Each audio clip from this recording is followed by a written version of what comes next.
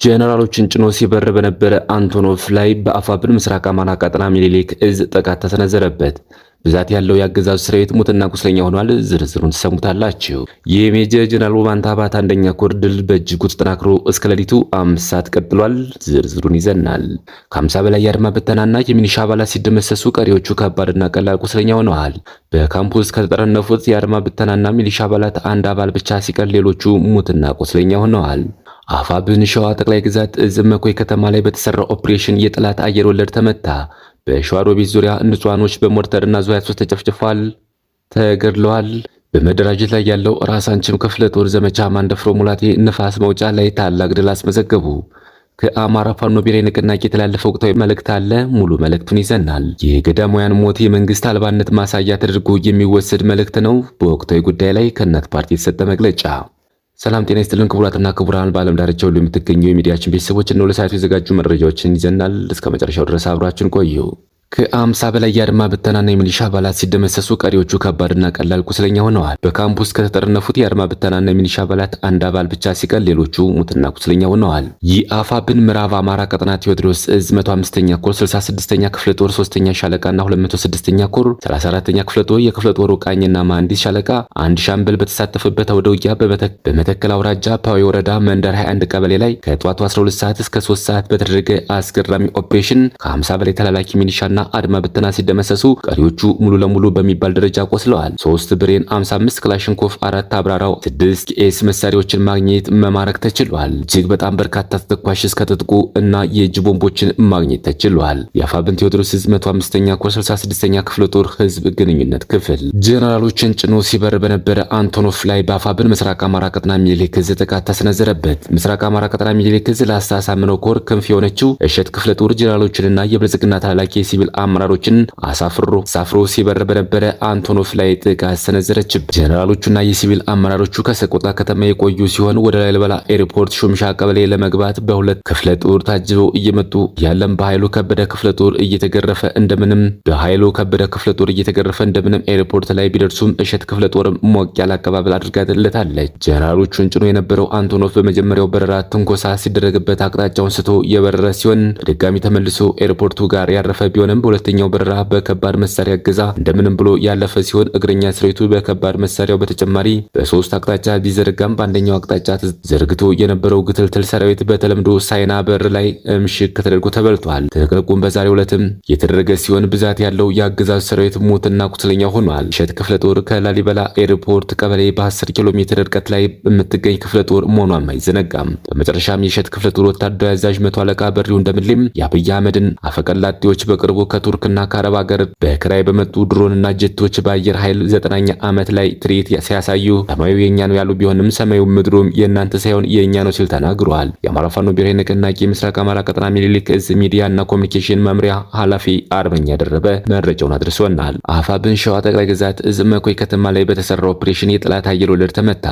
በሸዋሮቢት ዙሪያ ንጹሃኖች በሞርተር ዙ 23 ተጨፈጨፉ። አፋብን ሸዋ ጠቅላይ ግዛት እዝ መሐመድ ቢሆነ ኮር ከደጃዝማች ተሰማ እርግጤ ክፍለ ጦር ከወንዱ አስቻለው ደሴ ክፍለ ጦር ከበረራ ክፍለ ጦር የተውጣጡ ሻለቆችና የዙ ቃኝ ንስር ሻለቃ ጋር በመጣመር ጠላትን መንግስት ወደሚባል ቦታ ስቦ በማስገባት ከፍተኛ ኪሳራ የደረሰበት መሆኑና የካቲት 1 2018 ዓ.ም በሸዋሮቢት ዙሪያ ቆቦ መንግስት ላይ ያዝረከረከውን አስከሬን ለመሰብሰብ በድጋሚ በውስጥ የሙባይ በኩል ተኩስ የከፈተ ሲሆን በነበረው እልህ አስጨራሽ ተጋድሎ ክፉኛ ኪሳራ ያስተናገደው የጠላት ኃይል በዛሬው ዕለት የካቲት 2 2018 ዓ.ም በድጋሚ መንግስት ሚካኤል የሚባል ቦታ ላይ ከጧቱ 12 ሰዓት ጀምሮ የዜና እስከተጠናከረበት ጊዜ ድረስ ከፍተኛ የንጹሃኖች ድብደባና ሀብት ንብረት ውድመት ዝርፊያ እያካሄደ ይገኛል። በዚህ የከባድ መሳሪያ ጭፍጨፋ በርካታ ንጹሃኖች ተገድለዋል። የቀሩት ለከባድ የአካል ጉዳት ተዳርገዋል። ሕክምናና መረጃም እንዳያገኙ የዓለም አቀፍ የጦር ህጋቶችን በጣሰ መልኩ መብራትና ኔትወርክ በማቋረጥ መንገዶችን በመዝጋት ህዝብ ላይ ግልጽ በሆነ መልኩ ጄኖሳይድ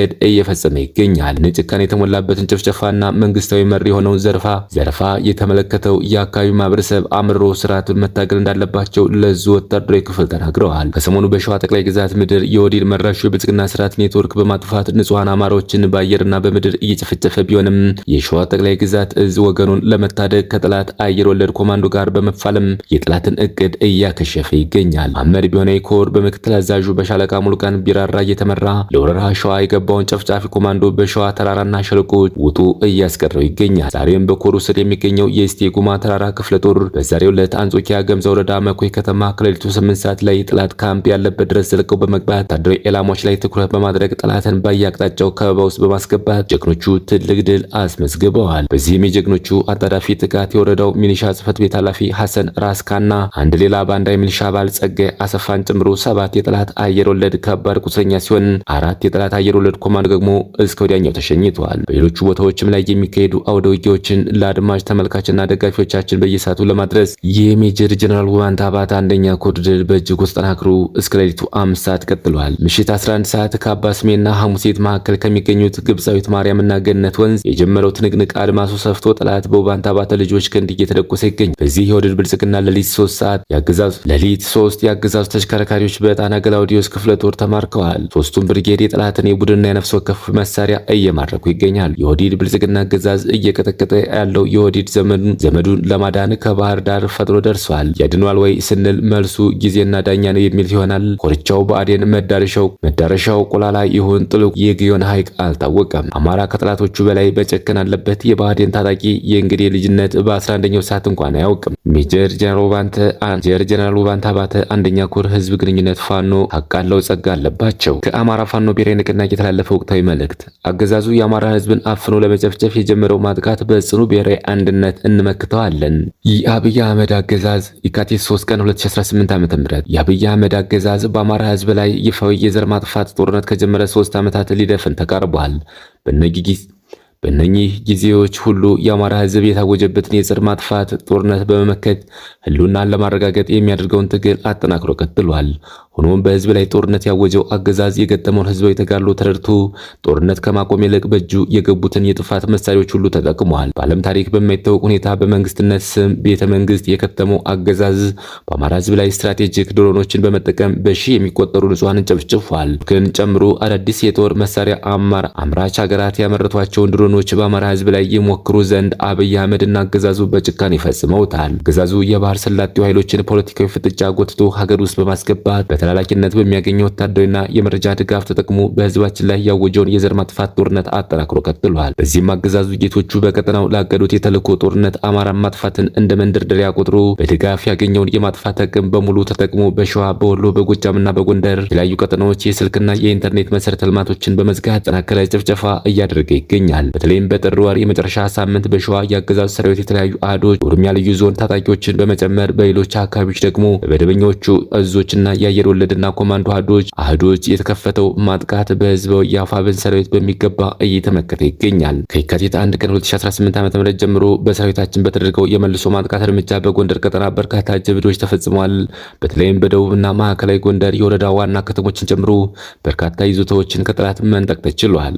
በዚህ አስደናቂ ተጋድሎ በሺዎች የሚቆጠሩ የአገዛዙ ሰራዊት በምርኮኝነትና በፈቃዳቸው የወገንን ኃይል መቀላቀል ችለዋል። የወገን ሰራዊት በርካታ የቡድንና የነፍስ ወከፍ መሳሪያዎች፣ ተተኳሾችና ሌሎች ወታደራዊ ቁሳቁሶችን መማረክ ተችሏል። በጎጃም ቀጠና አገዛዙ ከፍተኛ ቁጥር ያለው ሰራዊት ያሰማራበት የጃዊ አካባቢ ሰራዊታችን በወሰደው የመልሶ ማጥቃት እርምጃ አገዛዙን ሰራዊትን ጨምሮ ከት ያለ የቡድንና የነፍስ ወከፍ መሳሪያ ከነተኳሹ ከጠላት እጅ ተማርከዋል። ድል ባገኘ ጊዜ ሁሉ ህዝብ ለመጨፍጨፍ የማያመነታው አረመኔ ሰራዊት በምርኮ በድምሰሳና በማንኛውም መንገድ ትምሪት ውጭ ማድረግና በያለበት ውጦ ማስቀረት ሰራዊታችን በሚገባ ፈጽመው ያለ ተልዕኮ ነው። እዚህም የዘር ማጥፋት ጦርነት ኢላማ የተደረገው መላው የአማራ ህዝብ ለሰራዊታችን ያሳየው ቁርጠኛ ደጀንነት በግንባር ለተገኙት ድሎች አስተዋጽኦ ትልቅ ነው። ሰራዊታችን በተቆጣጠራቸው የተለያዩ ከተሞች ህዝቡ ለሰራዊታችን የሞቀ አቀባበል ከማድረግ ባሻገር በመልሶ ማጥቃቱ የተገኙ ድሎች እንዲቀጥሉ ድጋፍ እያደረገ ይገኛል። እነኚህ ድሎች ይገኙ ዘንድ የድርጅታችን የአማራ ፋኖ ብሔራዊ ንቅናቄ መወለድ በሰራዊታችንና በህዝቡ ዘንድ የፈጠረው አዲስ ወኔና መነቃቃት ለድሎች ትልቅ አስተዋጽኦ አለው። ተጨማሪም የአደረጃጀት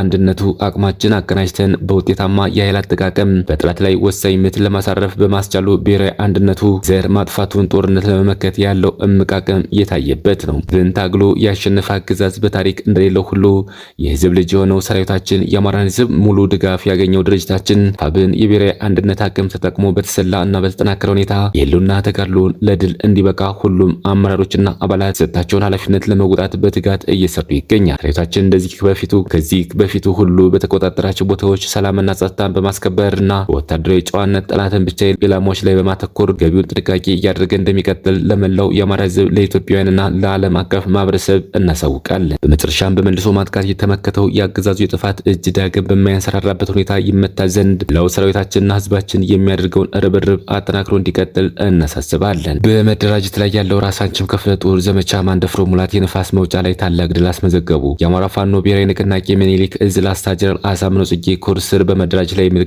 የምትገኘው ራሳችን ክፍለ ጦር የክፍለ ጦሩ ዘመቻ በነበረው ማንደፍሮ ሙላት የተሰየሙ ግዳጅ ከሌሎች የጎንደር ጠቅላይ ግዛት እዝና በላይ እዝ የተለያዩ አህዶች ጋር በመሆን በደቡብ ጎንደር ጋይንት ንፋስ መውጫ ከተማ ታላቅ ድል ተጎናጸፉ። ክፍለ ጦሩ ዋና አዛዥ በሆነው አርበኛ ሙቀት ሞላ መሪነት ከሌሎች ወንድም አህዶች ጋር በማስተሳሰር ግዳጁን የመራ ሲሆን በርካታ የጠላት ዘብ ተደምስሰዋል። በርካታው ምርኮ የተደረገ ሲሆን ብዙዎቹ ደግሞ ቆስለዋል። አጠቃላይ ግዳጅ የአማራ ፋኖ ብሔራዊ ንቅናቄ ድርጅታዊ አንድነትን በእጅጉ ያስመሰከረ ሲሆን የሶስቱም እዝ አህዶች የድሉ ባለቤት ሆነው ውለዋል። በመጨረሻም የገዳማውያን ሞት የመንግስት አልባነት ማሳያ ተደርጎ የሚወሰድ ምልክት ነው። በወቅታዊ ጉዳይ ላይ ከእናት ፓርቲ የተሰጠ መግለጫ። በምዕራብ ሐረርጌ ዞን አሰቦት ቅድስት ስላሴ ገዳም አባት የሆኑት ባህታዊ አባ ወልደ ሚካኤል ዘግተው በሚጸልዩበት በበዓታቸው ሳሉ በጥይት ተደብድበው ተገድለዋል። ጥር 27 ቀን 2018 ዓ.ም የጥይት ድምፅ ሰምተናል። ምናልባት ያን ቀን ሳይገደሉ እንዳልቀሩ የሚናገሩት ምንጮች ጥርጣሬው እያየለ ሲመጣ በአባቶች ፍለጋ አስከሬናቸው ጥር 30 ተገኝቷል ብለዋል። ባለቤት የመበላትን ምልክት አለበት። ከዚህ ቀደም በገዳማውያን ላይ ከደረሱ ጥቃቶችና ዛቻዎች አንጻር የድርጊቱ ፈጻሚ ለእርግጠኝነት በቀረበ በአካባቢው የሚንቀሳቀሰው ራሱን ኦነሰ ብሎ የሚጠራው ኦነግ ሸኔ ነው። ታጣቂው ኃይል በቅርብ ርቀት ይንቀሳቀሳል። ያንን ደግሞ መንግስትም ያውቃል የሚሉት ምንጮች ዘላቂ መፍትሄ ካልተበጀ እንዲሁ እያዘናጉ አንድ ባንድ ይጨርሷቸዋል ይላሉ። ፓርቲያችን በዓት ዘግተው በዋሻና በገደል የሚጸልዩና ምድራዊ ፖለቲካና ሽኩቻ ፍጹም የማይገባቸው ባህታውያንና ገዳማውያን ኢላማ ተደርገው መገደል የመንግስት አልባነት ማሳያ ተደርጎ የሚወሰድ ጉልህ ምልክት እንደሆነ ይረዳል። ፓርቲያችን ድርጊቱን በጽኑ ያወግዛል። ለገዳማውያኑም መጽናናትን እየተመኘ ክስተቱ በዓለም አቀፍ መርማሪዎች ተጣርቶ እጃቸው ያለበት ተጠያቂ እንዲሆኑ የሚያመላክታቸው አካላት እንዲሰሩ አበክሮ ይጠይቃል። እናት ፓርቲ የካቲት 2 ቀን 2018 ዓ.ም አዲስ አበባ ኢትዮጵያ። ክቡራትና ክቡራን የቻናላችን ቤተሰቦች ለሰዓቱ ያዘጋጀናቸው መረጃዎች እነዚህ ይመስሉ ነበር። በሌላ የመረጃ ሰዓታችን እስክንገናኝ ድረስ የዩቲዩብ ቻናላችን ሰብስክራይብ፣ ሼር እንደዚሁም ላይክ ያደርጋችሁ ጠብቁን። ቸር ያገናኘን። መልካም ቆይታ